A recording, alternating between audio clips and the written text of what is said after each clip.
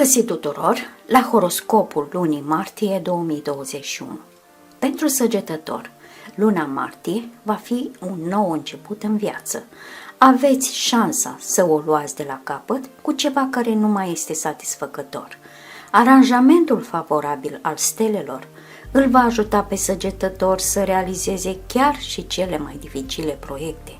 O lună veselă și plină de iubire, optimism și pasiuni noi. Săgetătorul va avea multă energie pozitivă, deși anumite evenimente îl pot împovăra. În cele din urmă, însă, nu trebuie să vă faceți griji. Este suficient să vă concentrați asupra lucrurilor plăcute pentru ca totul să iasă bine. La sfârșitul lunii martie, săgetătorul poate obosi, așa că merită să petreceți mai mult timp pe odihnă și activități care nu necesită prea mult efort fizic. Soarele va petrece aproape 3 săptămâni din martie în casa a 4-a și concentrarea voastră ar trebui să se schimbe probabil din exteriorul în interiorul vieții voastre. Așadar, săgetătorul va avea grijă de proprietatea sa, de bunăstarea familiei sale și a statutului social. Pe drumul către împlinirea dorințelor, obstacolele vor fi problemele cu ceilalți, incapacitatea de a realiza ceea ce a fost promis și de a atinge obiectivele. Săgetătorul trebuie să se împace cu unele evenimente negative din luna martie. Va fi de dorit să învățați cum să vă adaptați la condiții noi, oricât de dificile ar fi acestea. În paralel cu acest lucru, sunteți sfătuiți să renunțați la obiceiul de a preda altora și de a merge prea departe cu criticile. Lucrează la tine și va da rezultate pozitive. Acest lucru va deveni vizibil nu numai la locul de muncă, ci și acasă. Rudele vor aprecia disponibilitatea voastră de a face concesii, rămânând deschiși să luați în considerare opțiuni alternative pentru rezolvarea problemelor existente.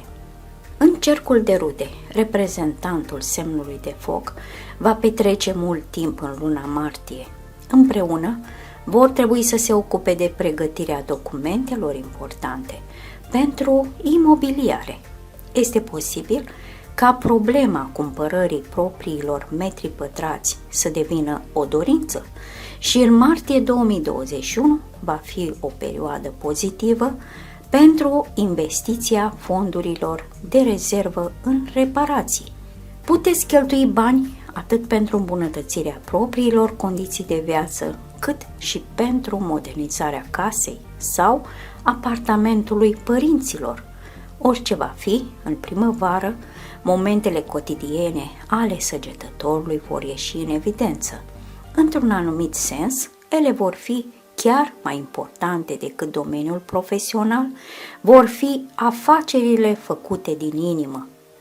Săgetătorul în martie 2021 va fi mai mândru de el și de rudele sale, de originea lor mai mult ca niciodată. Lucrând cu familia în aceeași echipă, el va realiza mai mult decât singur. La începutul și mijlocul lunii, acordați-vă timp pentru a vă rezolva problemele personale. Dacă ești singur, încearcă să înțelegi de ce nu există un domn sau o doamnă demnă lângă tine. Este posibil să-i speriați pe cei interesați de voi cu frivolitatea voastră. În plus, este probabil că sunteți în căutarea unui suflet pereche în locuri greșite față de unde ar trebui să începeți să căutați. Aruncați o privire mai atentă asupra vechilor cunoscuți. Poate că printre ei va exista cineva care poate deveni partenerul vostru fidel. Dacă sunteți deja într-o relație, nu trebuie să vă fie frică de probleme grave.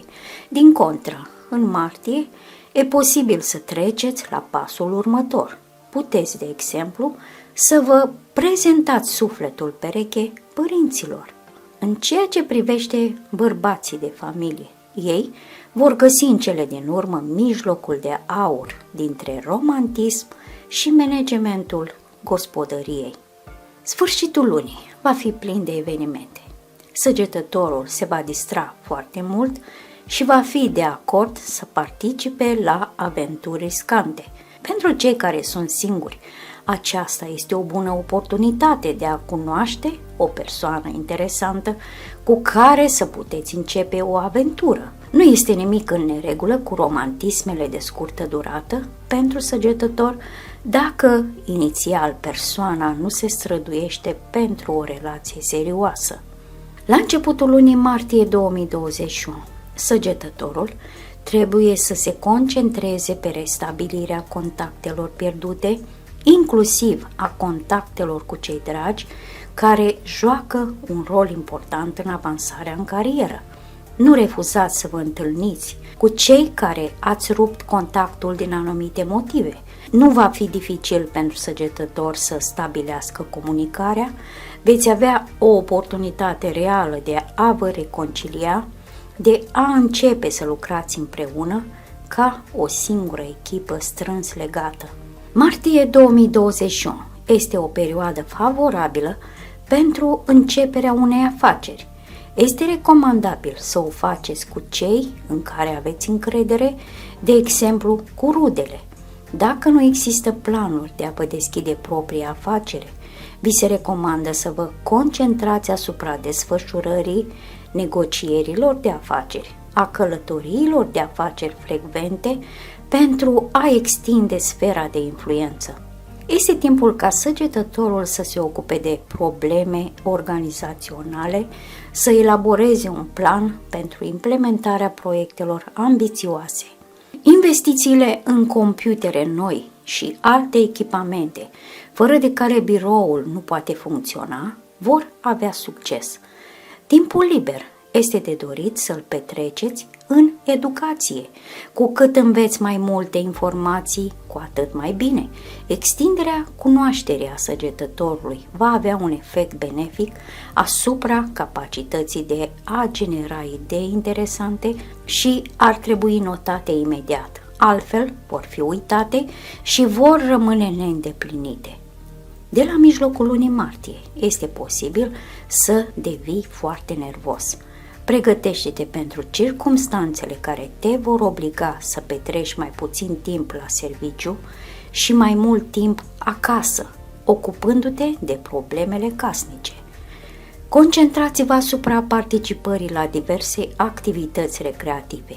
Un pelerinaj este de asemenea o idee bună. Vizitarea locurilor sfinte, lupta pentru dezvoltarea spirituală este o modalitate bună de a evita aventurile atractive, dar periculoase. Este posibil să fii distras de la munca ta de boala unei persoane dragi care are nevoie de atenția și îngrijirea ta. Încearcă să combini toate lucrurile, nu amâna munca până mai târziu și fă-o de acasă. Dacă săgetătorul nu va putea implementa de la distanță unele proiecte în martie, concentrați-vă pe apelurile de lucru, menționând corespondența cu clienții și partenerii. De asemenea, este o idee bună să pregătiți documentație importantă.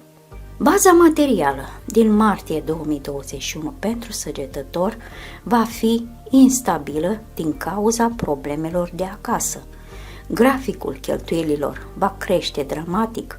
Pentru a rămâne pe linia de plutire, va trebui să vă strângeți centurile și să începeți să căutați surse suplimentare de venit. Salvați achizițiile mari, neplanificate, pentru mai târziu. Deficitul de energie nu va fi o problemă. Săgetătorul își va direcționa majoritatea eforturilor pentru a întări relațiile cu cei dragi, colegii și șeful. Cu toate acestea, acest lucru nu înseamnă că fizic reprezentanții acestui semn vor rămâne pasivi.